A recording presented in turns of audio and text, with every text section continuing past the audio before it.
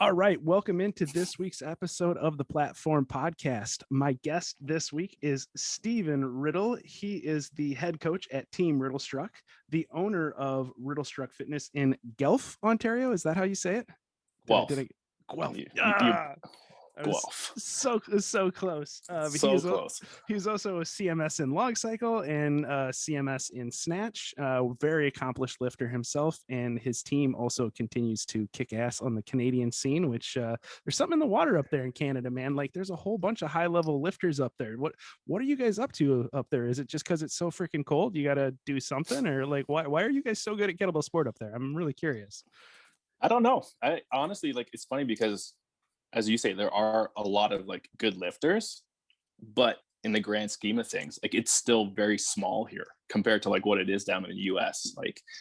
Luckily for myself, just because it's such a niche sport and small pocket, I've become friends with so many people from out east and out west, and we've all been able to at times train together and help push each other as well. So honestly, I can't really tell you what it is. Maybe it is because it's really cold, but you live in Minnesota. It's probably pretty cold in Minnesota as well. Yeah, it's minus 14 here right now. So I'm, we're just South Canada, basically. Exactly. Right. Exactly. So what it's about being cold. And yeah, I guess because we're stuck indoors basically from maybe mid-October till April, and we have nothing else better to, especially this year with COVID, that we got way more time to lift kettlebells and so we hit records.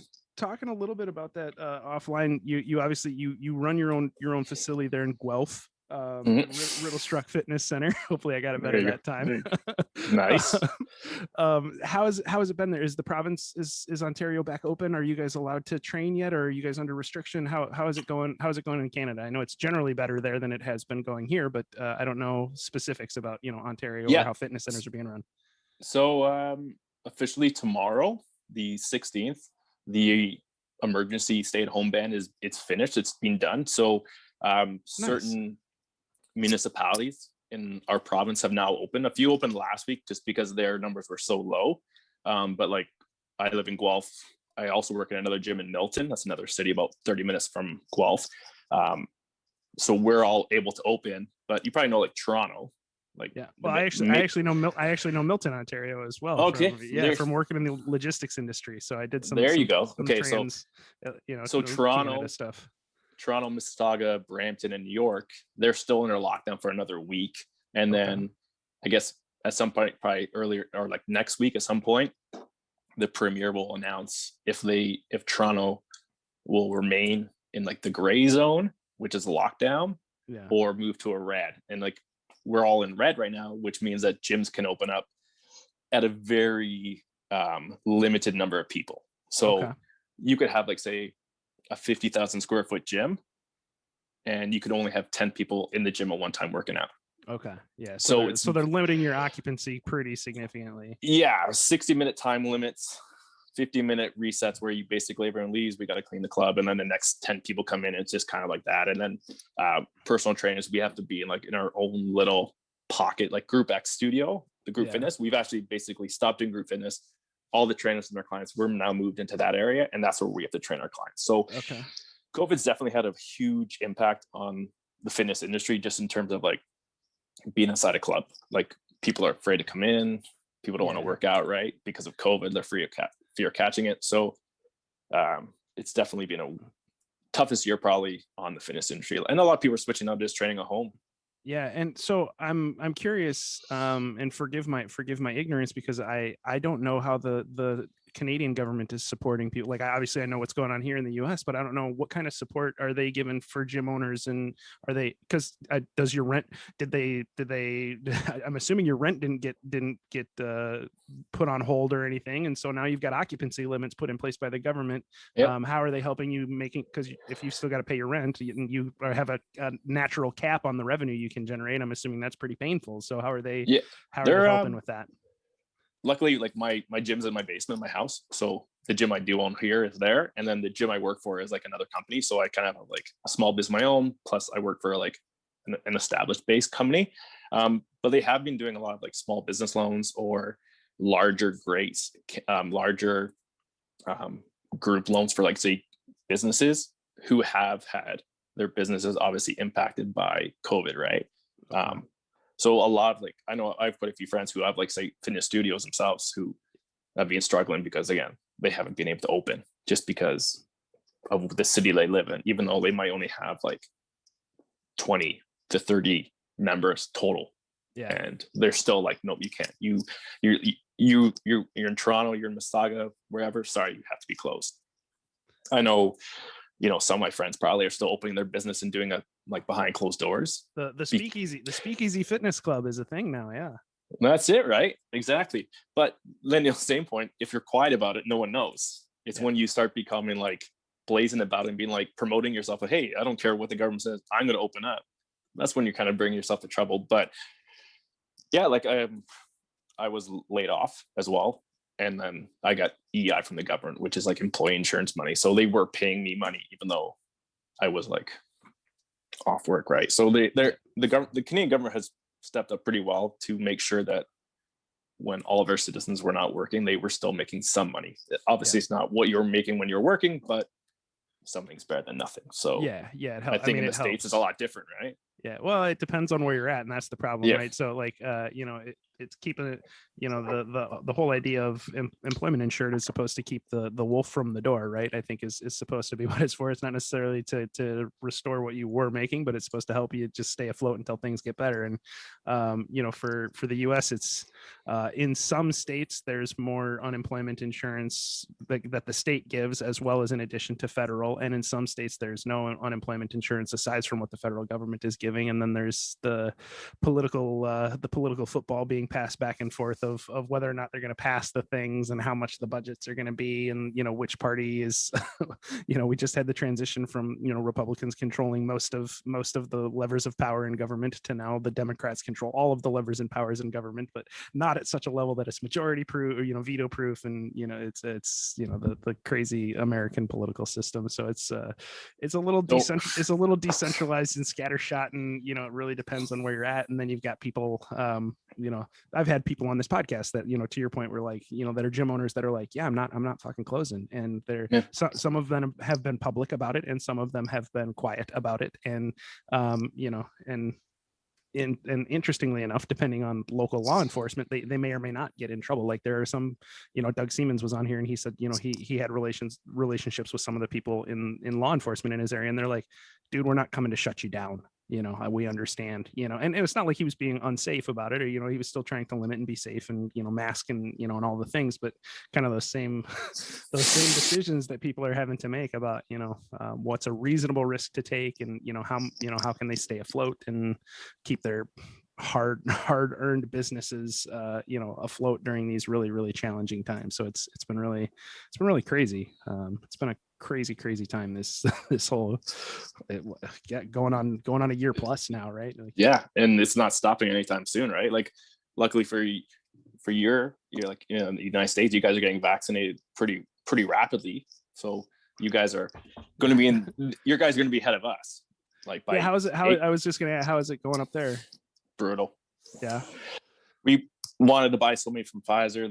They said they would, and then they didn't get as many as they wanted. The transmission has been slow. Like I read a post yesterday that like they're moving on to phase 2 of vaccinations, and it's still people over 80, medical workers, like senior homes. Like that's who we're still targeting. And so they say by September, October, if you want to have vaccination and you're a Canadian citizen, you will get it. So we basically still have 8 more months of waiting until our vaccinations are done. Yeah, we're kind of in a not too far ahead of you trajectory, though. I think the higher risk populations are definitely getting it faster, and of course they're saying, you never know which report to believe depending on when you read it. Like last week they're saying, oh, it's going to be end of September, and now they're saying, oh, by end of summer, and you're like, oh well, that's good if those trends continue. I hope that's true, but I just never know how much of it is spin from the companies and how much of it is factual, but. I hope everybody is vaccinated sooner rather than later, and we can get this thing all under control and get back to normal life, man. Yeah, I just want to go to a sporting event, just travel. Like I have family that lives in the States, so I have to go see them. Like Yeah, Lots of things, even just we're doing one October 9th is the plan. You know, I put the date on the calendar. We're going to do a competition here in the Twin Cities October 9th. Yours is usually in November, right? Like early last year November. was November. Last year was November, and I think this year we actually just switched it, and we're doing it in August. Okay. The only reason we switched it was because one of our other Canadian counterparts, who we have a group talk with, I guess prior to that, like last year, she had always done hers in November, but with COVID, she moved hers up to August because she was hoping that still doing it in August, she would be able to have like a in-person live event, which she did have, plus Zoom.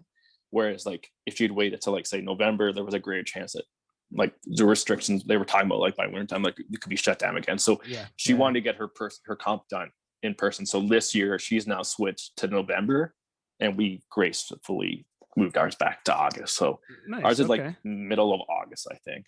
Okay, awesome. Yeah. Do you have a registration link for it and everything, or we do? Yeah, it's on the it should be the IKO website. Okay, cool. I'll make sure I put it in the. I'll make sure I put it in the show notes so we can make sure that anybody that hears this, you can go on up to Ontario and compete in person. And will there be? Let's hope so. Yeah. Will there be also an online registration available?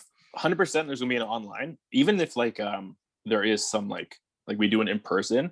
I think that's one thing that like say the COVID situation has maybe helped is that like Twin Cities, you guys, us, other places in US, national competitions, that you can do both online and in person. It's going to be a great way to help grow the sport and allow more people from like other parts of the world. Like we have people in Thailand competing in ours, or in Korea. That's awesome. Like England, as I say, United States, like East Coast and West Coast of Canada. Like if it was in person, you wouldn't be able to come. You're not going to compete. People in Philippines aren't going to compete. Thailand, like England. So I feel it's like if you allow online people, they want to compete more often than not. So allowing them to send a video to is great. It gets them judging, it gets them some feedback, and it gets them like something to work for. Because other times it's like I would host like one event during the year. Another friend of ours, guy who will host events, will do one or two. So, and then you might have like one other one. So in a year, realistically, you're doing like 4 or 5 competitions, versus now it's like you could do one almost every week if you really wanted to, because of the online capabilities, or even one you could do as many as you wanted, which is so amazing. I got one of my athletes sends me links all the time. He's like, "Hey, what about this one? Hey, what about this one?" I'm like, "Bro, I'm not competing that often." Like, if you want to go, he sent me one for like a snatch half marathon. I was like, no, it's crazy. Just no, I'm not doing snatch for 30 minutes. Like I have a hard enough time focusing for 10 minutes. Are you kidding me? You're gonna try and get me up to 30? Like no, and that's it, right? Like same thing as like myself. Like I look at the events, I'm like, oh, I got like January, February, March, and you're like, sounds good. And then all of a sudden when it gets like 3 weeks out, you're like, man, that doesn't sound good anymore. I'm still tired from like the one competition I did 2 weeks ago.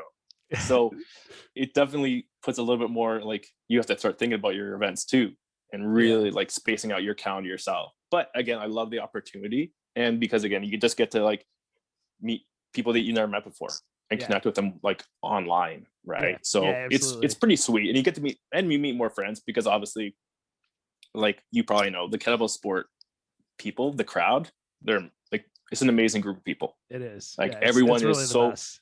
It is. No one's like, oh man, I really want to beat that guy. Or man, that guy beat me by 2 reps. I just can't stand him. It's like he beats you by 2 reps, you're giving that guy a high five, a hug, and you're having, like, if you were allowed to get a drink together. Yeah. Like a hug. Like you're happy.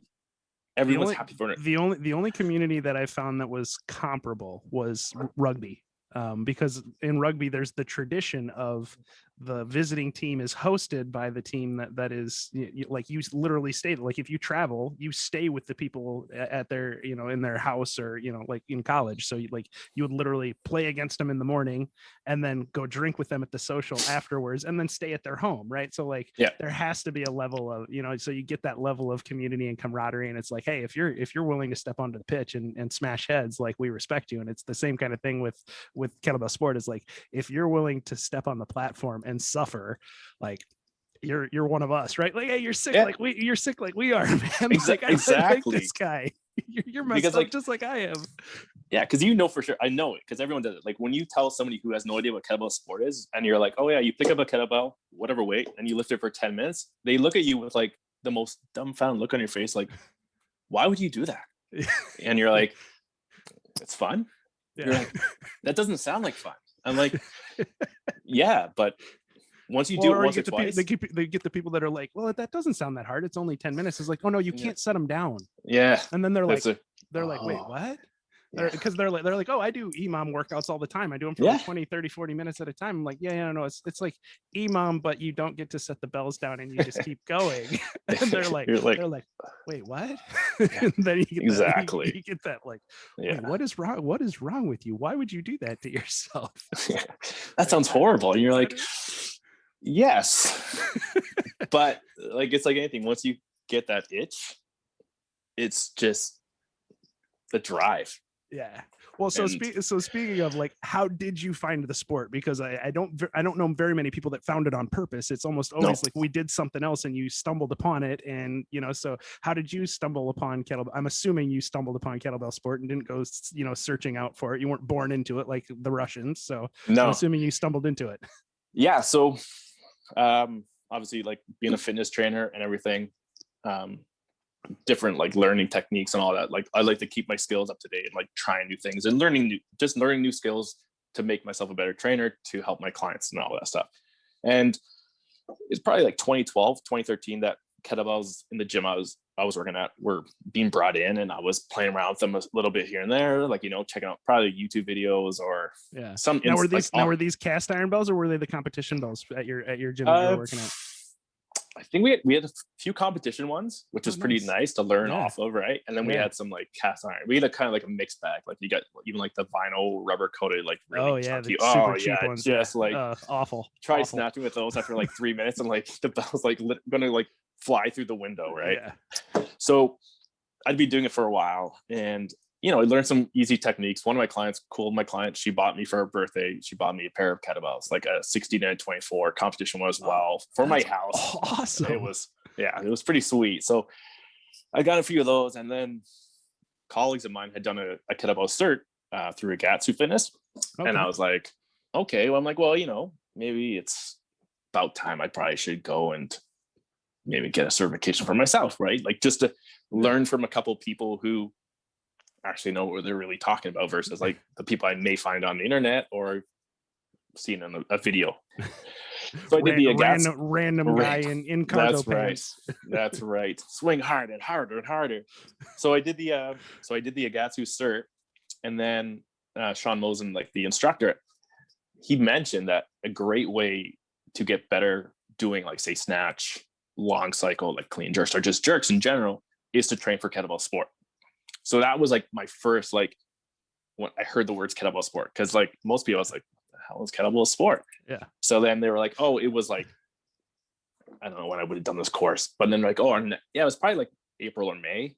And they're like, our next event that we're doing is going to be in like that following October.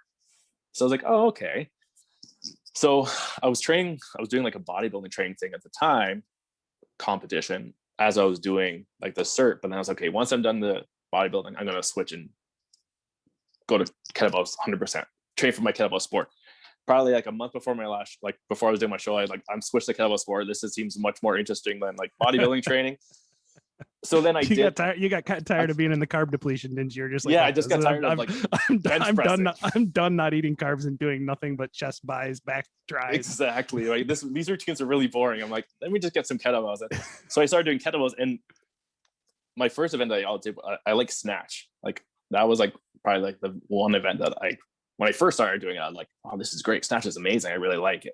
So I just signed up. I'm like, I'll do like simple 16 kilogram snatch set just to get myself into the sport itself. Yeah. And then again, you tell the people like my brother-in-law and all the family, and they're like, man, that's so crazy. I'm like, yeah, this is what I'm training for. They're like, that just sounds horrible. I'm like, I don't know, maybe. So I did it. And then it was like, again, it's almost like anything. It's like, okay, I did it once. I'm like, I really want to do it again. And I want to be better. And then it just from there, it's just basically, I got the bug. And then it was, ever since 2014. So 2014 was like my inauguration into the sport, and I've been competing ever since, and just kind of like getting progressively better. Yeah. Trying to get progressively better, trying to hit like certain numbers and targets. And you've been doing really, quarantine's been good for you from what I've seen from your training progress, man. Like you're putting up some pretty legit output and testing out pretty well when you test out. So what's your goal, right? I mean, you're at CMS right now with long cycle. Is long cycle your focus? Are you yeah, for like, I find like, it's funny because like I like long cycle just because I don't like being in the rack position. So like, right, like in jerks, it's just like you're in a whole rack, and I just find it uncomfortable. If you're like more like, oh, it's just because like if they're working your rack, you're probably mobility and all that stuff. I think it's just my mind, as well. Like I can do 10 minutes, but it, like at other points, my mind just gets like, I get bored of holding rack so long that then it just kind of like plays with my head. Yeah. So that's like the mental aspect of that. But like I just, for like, also because of with kids as well, as sometimes when you're at home, time is of the essence. Yes. So for the best bang for your buck, if you get a good workout in like 15-20 minutes, long cycle, right? 15 minutes of work, and you're like, oh, I'm done for the day. Smoked. I can barely lift my arms. So I find like that was one of that's why I transitioned to long cycle. And it just also with like what else it does, like it helps increase your cardiovascular systems as well, so your muscular endurance and all that stuff just by doing long cycle can help other aspects of training. Like I tell people, like I used to be a runner as well, so I train marathons, which again, it's like absolute crazy stuff that like people are like, why do you do that? I'm like, I don't really know either. But I look back at like the both, like I feel like compare like marathon running and kettlebell sport, and I'm like, okay, I'd rather still do kettlebell sport versus like running like a 30-kilometer run. Yeah. When it's like negative. It's fun. Like I'm like 6 foot and 100, 115, 120 kilos, depending on the day. And so, I will often tell people when they're like, oh, what do you do? I'm like, oh yeah, I run marathons just to see the reaction. And they're like, really? the shock on their face. And I'm like, no, I lift heavy things until I can't feel my face. And they're like, oh, that makes more sense. Exactly. So that's where I'm right now. Like long cycle is my thing. I dabble a little bit because I don't want to lose like my snatch level, or like even say with jerks. Sometimes I'll throw in jerks here and there, or like some snatch days I'll have like a couple sets with snatches. And like right now, I think with my focus on snatches, I have some heavier kettlebells. Like I got a 48 and a 52 kilogram one. Oh, nice.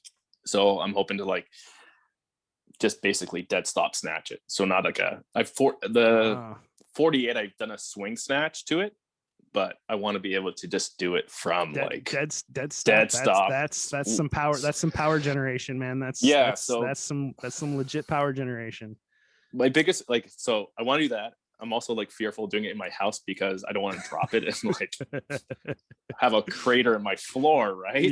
Yeah. So I understand. That's like, that'll be like more like outside stuff when the weather gets a little bit better too. And then long cycle right now, like there's training for now is like the CKA. It's a Canadian Kettlebell Association. Their nationals is end of March.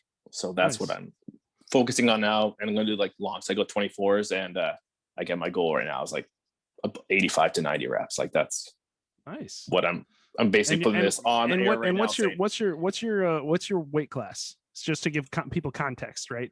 I generally weigh in like 78 kilograms. So about 170. I walk around like 170 to like 173 pounds. And we're talking double 28 kilo 24s. kettlebells. Oh, you're doing 24s. 24s. Okay. Yeah. So we're still talking 48 kilos, and you walk around it's at 78 kilos. So we're talking more than half your body weight for just under 100 reps is the goal.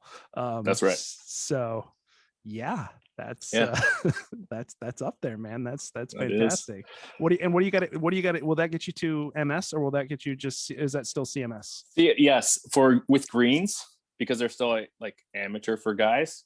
That would just give me CMS. Okay. To like, and are you aiming for MS at some point? Is that for sure? Okay. Yeah, I think once I can do like 80 for me is just like that number, because like that is on certain say kettlebell sport charts, like 80 is the number versus another one I did. That's where I got this year. It was like 75 was the number. So because there's so much like variance, and I just want to get over 80. I feel like that's just like, I get 8 reps per minute. Like it just seems like that number that's established in the industry where like the sport where people say you do it like 80 or 85 and people are like, that's good. Like that's legit. Like that takes training. If you can sustain 8 RPMs, like that's right. So legit cardio, legit technique. Like that's up there, man. And then after that, I'll go to like 28s, which I've done a lot, like in the previous year too. I've done a lot of work with like 28s long cycles. So I've been up to like I think 6 or 7 minutes under like the at least 6 minutes with like the 28s, and I've close to like 35, 38 reps as well. So nice. Getting those back under, like, by end of the year, hopefully. Nice. Maybe by my competition, I'll just throw out like a 28s as well for 50, 60 reps. That sounds terribly awesome. Terrible and awesome at the same time. Yes. So with Team Riddlestruck, how many athletes do you have on the competition team now? 3. Nice. 3 teams. Want to shout them out? Who are they? Matt Boris, Sarah Summers, and Josh Wang. Nice. And we have obviously a little team group of like other lifters, and there are about like 7 or 8 of us on it. But I guess even sometimes Eric St. Ange, I think he's been on your podcast. He sometimes falls under Dr. Kettlebell. Dr. Kettlebell. He sometimes will compete under the Team Riddlestruck banner as well. But I'm not gonna say I coach him because he should be coaching. He could coach me. So well, but to your point, right? Time, right? He's got the young kid too. That's right. I'm impressed by him because he trains at like 4:30, 5 o'clock in the morning, and I'm always like, how do you do that when like I don't. First off, like I can train that. I train that early sometimes myself. I'm just like, how's your like wife and kids not like wake up when you're smashing those bells around in your like garage? Like my kids would wake up and they're like a pin drop, and they're like, oh hey dad, I'm like, get away from me. So like I have to do like my bell lifting midday when everyone's awake. I did mine for the longest time. I did mine actually at like 8, 9, 10, sometimes 10 o'clock at night. Like I literally came up with the hashtag kettle after dark because like I would do it like after I did everything else for the day. It was like the last thing I would do. Yeah.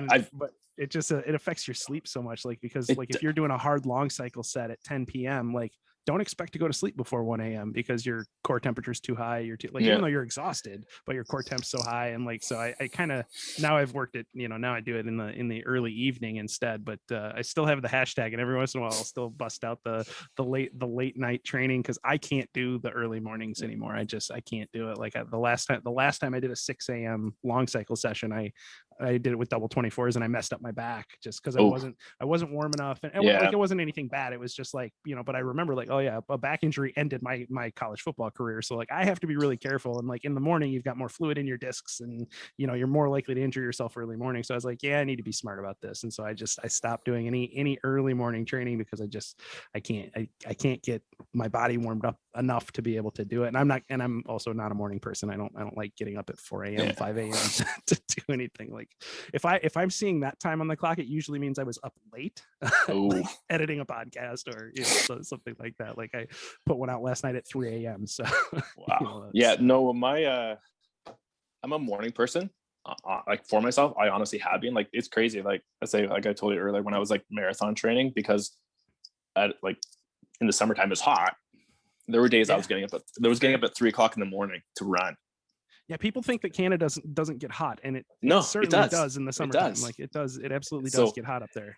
Like if you're trying to like do like a 15, 20K run at like 11, 12 o'clock in the afternoon, where it's like, I would say like, 90 degrees Fahrenheit, it's hot. It's not comfortable at all. Yeah. Even lifting kettlebells at that time was not fun because I've done that a few times too outside. Oof. And that's or in my house even. It's like a sauna. A recipe for blisters and tears and terrible output. Everything, right? Yeah, exactly. Just everything drains. So I actually like training early. I find like I actually have a lot of energy in the mornings to do my training. I find I'm like by the end of the day, night, like 5, 6, 7 o'clock, I'm just drained.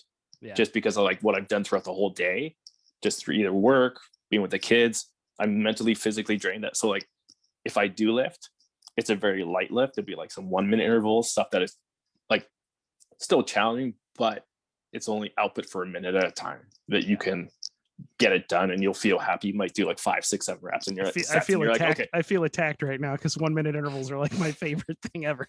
Oh man, 1 minute intervals are everyone's favorite. You see like a 10x1 on your program, you're like, yes, 1 minute only. This is the best. This is the day. Yeah, this is the greatest. So I put 15 on there, and people are like, oh, okay, cool. I'm like, yeah, just wait until you hit minute 12, and then like the last 3, and then you get up to 20, like 21 minute intervals. You're like, oh, okay. Yeah, 20 by 1, and when you want to keep like a good solid like volume too, right? You don't want your reps to drop. Yeah, like you want 20, them to 20 by 1 at plus 3 over competition pace, right? Like, oh, good, have fun. Good luck. Yes, that's so. Yeah, I would like, but like you too, like I need a good warm up because I'm getting older too. My body's not as nimble and loose as it was when I was like 24, 25. Like, so I will spend easily in a morning, generally doing like anywhere from 30 minutes to 45 minutes of just mobility work. Nice. Just to help get me loose and just get me primed to just be in rack position alone, like my hips and my low back open up, just because again, like in the sport, like that's something that is necessary. You have to be comfortable and get in that position, or you're going to be in trouble fast. Yeah. What do you do for mobility? Like, what is your favorite kind of modalities for mobility enhancement? I don't really have like any like specific things. Like I just do a really good general overall full body warm up. That's 10 to 15 minutes, neck, shoulder, like start at the neck, work myself down the shoulders, hips, knees, ankles. And then I'll just go into simple, like modified pigeon stretches. Just body weight joint mobilization stuff, and then into static stretches. Exactly. And then even there's a program, like this range of sprint program that I found, and it's like real movement people, like the group is a real movement, and they have like a 4 set exercise stretches that you could do, and it helps to like middle splits, full splits, back bridge, and like your pancake. So the whole purpose is like you do these things for 30 days. It's 4 days on, 1 day off, 4 days on, 1 day off, and it's 5 sets, and each set lasts for like 20 to 30 minutes. Like when you get comfortable with the movements, it's a lot faster. It's like 20, 25 minutes. So I incorporated that a lot, and I found that lows have really helped out. So nice. And I think for me too, just with my job now too, I sit a lot more than I should be. Drive. You're home, you're sitting in a car, like your chair, like most people, like we're become a population of sitting hunched over, right? So my low back, hamstring muscles are always just so much tighter. So I find I really need to work on those just to help loosen those up. Because like you say, like if there's a day where I'm rushed and I go into a workout, you're going to do sport, and you only do like a 10 or so minute warm up, I'm so stiff, I'm so sore, and I'm like, okay, I'm going to hurt myself. Yeah. Like those are the days I leave when I feel I'm like, oh my gosh, my low back is like fried. It's killing me. And the rest of the day, it feels horrible. Where if I can have my time, which again, I have to say COVID really helped me because it provided me that time where I wasn't having to rush to work. So I could be at home. I'll spend 45 minutes to an hour stretching. And then later in the day, I'll lift. Nice. And I was like, man, this is great. This is like the best thing. And now it's nice because I built that habit. And now I've just been able to continue to do that, even though like I'm back to work or my life's changed. Right. So obviously the last month and a half, I've been getting locked down, but it's a good habit I built. And I find like, I don't think enough lifters maybe take enough time when they're warming up or stretching, or they're not doing the proper stretches that they need to help them lift. Yeah. Or they're just doing their general, like, arm circles, like twist the hips, light stuff with the kettlebell. And they're like, okay, I'm ready to lift. I'm like, that's all you do for your warm up? Yeah. Have you seen like I think one of the things that was kind of revelatory to me as I watched some videos from old like competitions in Russia, like seeing some of the warm-up routines that the Russian guys go through. Like I would see like they spend an hour doing mobility work before they ever touch a bell. And then they go do, another 30, 40 minutes of lighter bell stuff to get like, and before they're on the platform. So you're like, wow, they're doing like a full 90 minute to 2 hour like preparation before they go do their 10-minute set. And I was like, okay, no wonder these guys can like fold in half. And like, Yeah. they're so like, that to me was a big revelatory thing. And I kind of realized like, okay, if you're ever going to get really serious about this, like you have to get serious about the mobility piece, because it's super, super important. Yeah. And even like the mobility, obviously before you do your stuff at like during as well, like the warm up and all, like a really good warm up, solid, like not just skipping, and then even like a cool down. Yeah. Because again, I'm going to speak like, you know, I used to be the same person. It's like, I have a 2-hour window to work out. I'm going to work out for an hour, 45, hour and 50 minutes, quickly shower. And then I'm doing something else. Stretching. Oh, I'm not going to stretch. I don't know to stretch, but stretching after as well, just doing even a light 5-10 minutes of just some simple, again, static stretching, holding, just to let your body cool down. Yeah. Restore the length in the muscles that you just shortened over and over again. Will also has a huge impact on how you feel the next day and how your training is, right? And it can help to limit like the muscle soreness or the injuries and the recovery. We sound like a couple of old men, like, oh, don't forget to stretch or you're gonna be sore tomorrow. Well, I feel like I am an old man, but a wise old man. But I do honestly think it's one of those things that as you get older and you realize the importance of the mobility component, like and as you get more experienced in the sport too, you realize like I think that's probably been my biggest learning over the course of 10 years is like, if I only have 30 minutes, I'm not shorting my warm up and my cool down. I'm shortening my work sets, right? I'm like, okay, I've only got 30 minutes. I'm doing 20 minutes I'm doing my 20-minute warm up routine. Yeah. I'm doing a 7-minute set of long cycle. And then I'm stretching for 5-10 minutes after. And that's it for the day. Okay, great. That's all I had time for, but I'm not doing 30 minutes of work and no stretching, no warm up, because I'll fuck my week by doing that. Right? Exactly. I won't be able to come back a day or two later and train. I'll be too sore or I'll hurt something or, so. Yeah, that's what I tell everybody too. Like I'm adamant because they're always like, how long do you warm up for? And I'm always like, 20, 25 minutes. And they're like, really that long? I'm like, easily. I go, depending on the day, some days might be 15 just because if I feel really good, but mostly 20, 25, maybe a little bit longer. I go, but there's zero chance, as you say, I'll alter my main lift, but I won't impact my warm up, because that to me is like the most important thing. Yeah. And it just makes you feel better when you lift too, if you're properly warmed up. Yeah, for sure. And your mindset there. And you notice the output numbers too, right? Like if I'm always like, if I shorted my warm up for whatever reason, and then I go do like a 3x3, I'm like, that first set was basically a warm up set because I could only hit 7 RPMs and I was trying to hit 8 or 9, but I could only hit 7 on long cycle because I just wasn't warm. And then it sucked. It was terrible. I felt like dog crap, and you don't even feel good until you get to the third set, and then you're like, oh, I was finally able to hit 8-9 RPMs, but you sacrificed 2 work sets by not warming up, like so it's, to me, it's just not worth the investment, right? Like you have to do it. Exactly. And obviously, again, like the two of us, it just takes learning experience to like get that, and then now it's just like, because we've done it. Yeah. That's when he's like, people are like, oh, you don't know. And you're like, no, I know. I've been there, done that probably more times than it should only take me one time. But it probably took me about 50 times. Brought back the pamphlet, man. Like, exactly. Just right? trust me. Like, just exactly. Listen to me. So if only your teammates or your people you train listen to you every single time. I'm pretty fortunate. I have a really compliant group of people. Like one of my guys he's an infantryman from Alaska, so he's like, if I tell him to do something, he does it, even if he doesn't like it. He's like, nope, I'll follow my orders. Like you tell me what to do. Like, so I give him but I also have to give him very explicit orders. Like shout out to Jay. Like he's actually right now he just had a hand tear like a couple days ago, and we've got IKO Worlds on Saturday, and I was like, hey, you got to let your hand heal. And he was like, okay. I was like, wait, let me be more explicit.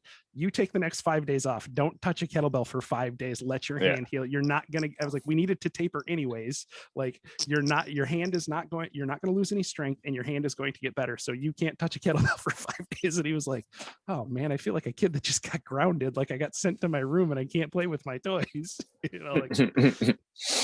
I know. And also the same thing. It's like, it's taper week. Like, you're not going to all of a sudden like lift.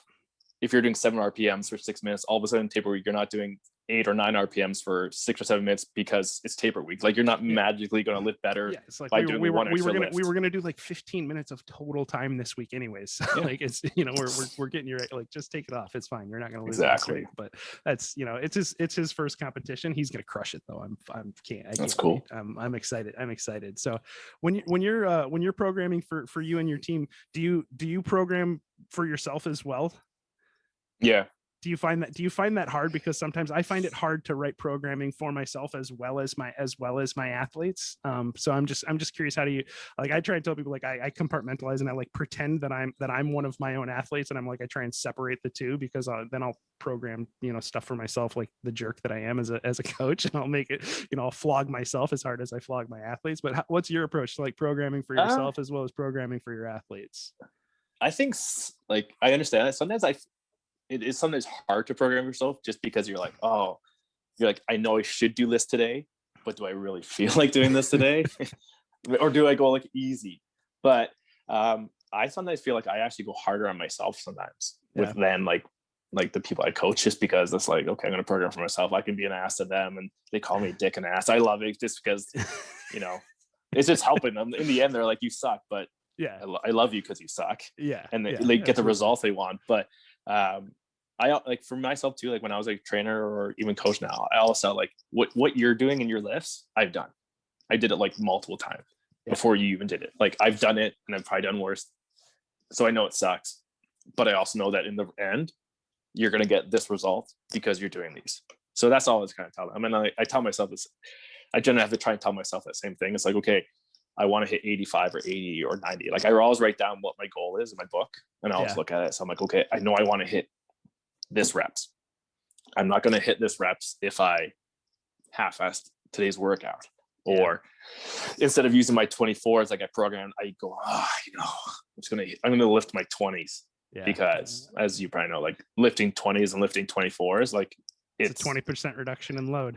It's huge difference too, right? Yeah. It is just night and day. Not even close. Like 20s is like one of those, like, where you do a simple warm up and I could still, for like a 5-minute pace, still hit 11, 12 reps per minute for 5 minutes if I wanted to, versus that must be nice. But then I have nothing else left, and then I'm like, okay, I'm done. But with like 24s, it's like 5 minutes, so like 8 to 9 rep pace is like, oof, that's a heart burner.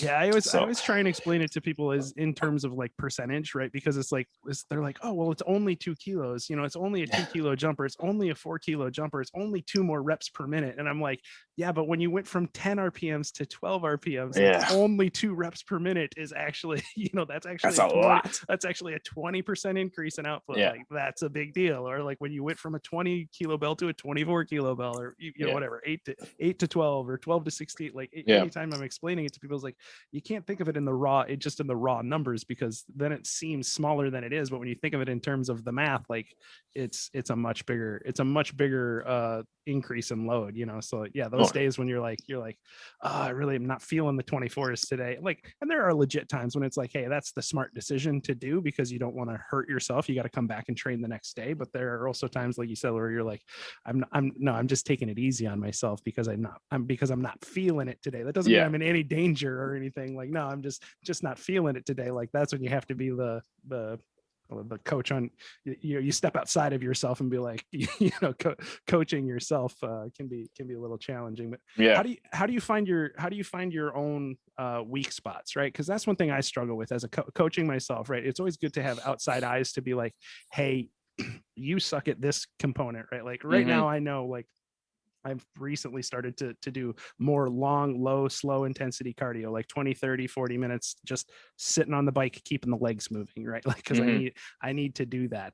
But I had somebody else point out to me, I actually went and got objective data, like got my heart rate training done. And they're like, hey, your VO2 max is kind of shitty for as good as your lactate threshold is. Your VO2 max is kind of shitty. So you need to work on your cardio. Like, like how do you find your own weak points? Like that, how do you do that as a coach? I think I do a lot of like reviewing my own videos and technique and see what it is. And then even, and obviously not that I'm like comparing myself, but I look at like the pros and how they lift and like like watching their cleans. And like, I know that's like probably like for long, like that's probably my weakest point. Like a minute interval, like couple minutes cleans are fine. It's like when I start getting longer on, like my cleans start becoming my weaker aspect. So I just watch them and see how fluid and effortlessly they do every single rep's the same. Yeah. So I know for myself, like I do practice or work on just a lot more of my cleans and just focus on that same catch position every single time on the hips, low on my belly, like that insertion point just above the belt. Like that's where I want it. I don't want that high clean hitting your almost like the top of your shoulders. Yep. Exactly. And then bring them back around. It's for me, it's working on that drop, swing, easy clean. That's like, and I know that is my biggest weak point. Yeah. So that is like, who's got the best clean in the game? Who are you watching? Who's clean? I watch a lot of Dennis Vasilev. I watch him a lot. His is effortless and smooth every single one. Like when he pumps out like 12 reps per minute with 32s or 14 reps, and you're less like, I can't even do that many in like 4 minutes. Like 4 minutes with 32s, like, and you're doing it in a minute. Yeah. Like I did have, he was a coach of mine before actually though too. Like I did have Dennis as a coach for a year. Yeah, I did too actually. And he tried to kill me. He killed me. Yeah, he was great, but it just he was great. The volume is insane. Yes, but like the techniques changes that he made for me definitely helped me to where I am today, because I still use those tips and techniques and his training style as well, or his like programming. I still do a lot of that myself just because if it works, I think if it works for him and he still basically is the same way, I think it can work for me, like an amateur. Like he's writing king. He's the king, right? He's rewriting like the history books, right? So I watch him a lot, and I like what he does is amazing. Yeah. Like he did our competition in November and he did 140 reps with 24s. Like that's nonstop. I still go back and watch the YouTube video of him doing 101 with the 32s. Yeah. Like I still go back. Like I've probably watched it. It's always like in my top of my feed and in my suggested videos for YouTube, because I've watched it so many times. But it's just like, it's like to do 101 reps on the double 32s in long cycle. It boggles my mind. Like I can't, and it's like it was like a perfect set. It was just it was such a good set. Like and that's what I've seen like a lot of his sets lately. They're all like just so precise and so clean, and like again, what he does is so effortless. So I'm like, okay, like that's the guy I like look at. So I watch a lot of his videos. I'm like, and obviously I'm not copying his technique, but I just try to like, if I watch him, I follow the principles. Exactly. Right? And like, because I have like a pretty good groundwork of like what kettlebell sport is and how he does it. So now I just apply myself. I'm like, okay, but like that is my main person I look at and be like, God, that guy's pretty badass at what he does. Yeah, he actually just posted a video I mean, it might have been a couple of weeks ago, but it was a video from him back in like 2008, 2009. I think he said it was his first St. Petersburg championship. And it was actually really cool to see, because in my mind, he's always had perfect technique. And he's always like, he's always been that guy that just always lands the bells on his hips and always always has that perfect long cycle. In that video, he was cleaning it up to his chest and rolling the elbows down to his hips. And like, he wasn't comfortable in his rack. And like, I mean, he still put up, I think 84 reps or 87 reps or some ridiculous number, but it was still like, it was kind of cool to see. I actually commented on the post. It's like, oh my gosh, it's cool to see that like even you, who are like in my mind like the pinnacle of technique and technical precision, like that you've improved so much over the course of your career. Is like, okay, there's hope for all of us. Like if you started looking like this, then okay, I guess I could do something too. Even I can improve too. Even relative output, I'm never going to do 101 on the 32s, but that's because I'm human. Yeah, I'd be happy with like 40 in 10 minutes with like the 32s. Like that would be or 30 even. 65. That's the number for me. 65. I think that's master sport. Yeah. So that's a lot. It is. Yeah. And, that is a ton. Or if I can successfully take off, 40 pounds or so, then it goes down to, I think, 63. There you go. So maybe worth it. I need to lose the weight anyways. So why not? Nothing motivates you quite like 2 extra reps off of your long cycle total. But for 40 pounds for like 4 reps, you might just like, why don't I just get a little bit stronger and do those 4 reps and just not kill myself trying to like lose that much weight.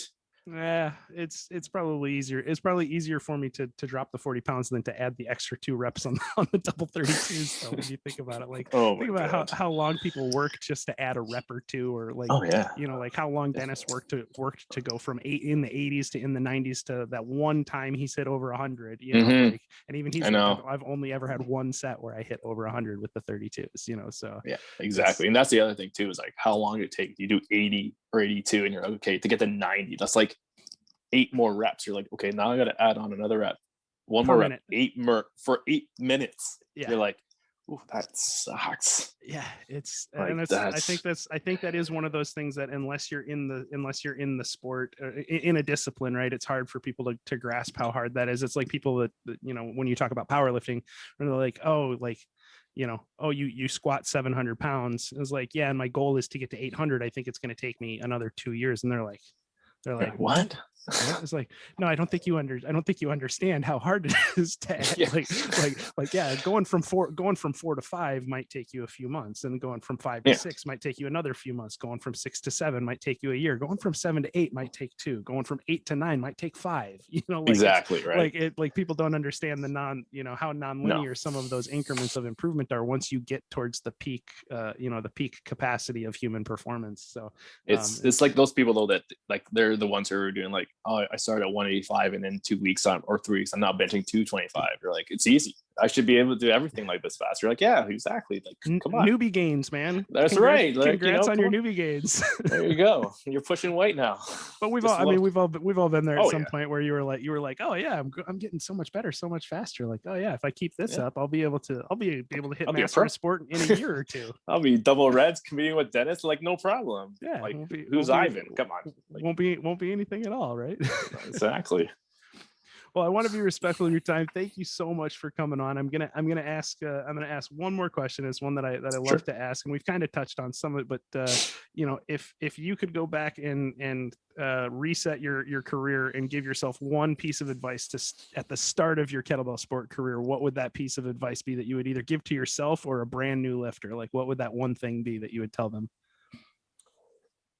Probably take your time, for sure. Enjoy the process. And like, rack up like the time spent under the bells and get better experience versus, like 1 or 2 weeks with like a light belt. And then all of a sudden, like, okay, now I'm good to go. I'm going to start lifting 24s, right? Like, enjoy it. It's a fun sport. You'll get better over time. But just enjoy the whole process. You're only racing against yourself. Like, don't be looking at the numbers of like, on like the competition ranking tables. Like, don't worry about the ranking tables, right? Just worry about yourself, worry about your own numbers. And as long as you're constantly improving, the bell weights will change itself, and just have fun, right? Nice. I like that. I think you're the first person that said set the rankings aside and just focus on your own numbers, because I think it's super easy to get like fixated on like, I want rank, like, and because that is the goal, that's the objective exactly right of the sport. But like, you can get so focused on chasing a number that you lose sight of like just progress. And again, like, well, I'll be quick on it. Like, think like you're like, okay, I want to hit level 1. I need to hit 80 reps. You're 4 or 5 minutes into your set and all of a sudden you're off pace. Now you're gonna be like, oh fuck, I'm done. I'm not gonna hit it. What's the point of lifting now, right? Versus if you'd be like, okay, I've never hit 60 before. Sure, that's only gonna give me level 2, but if I can hit 60, that's a win, right? And I feel like that's what people don't.